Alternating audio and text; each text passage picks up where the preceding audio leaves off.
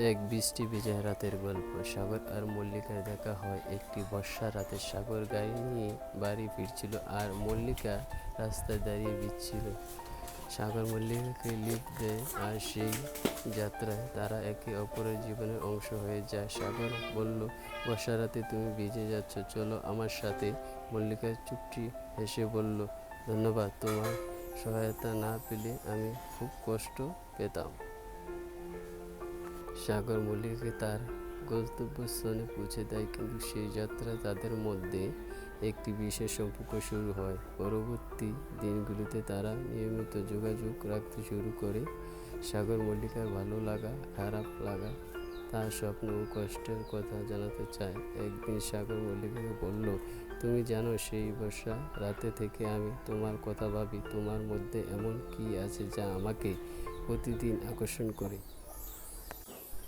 মল্লিকা লজ্জা পেয়ে বলল, তুমি সত্যিই আমার জীবনে একটা বিশেষ মানুষ হয়ে গেছো।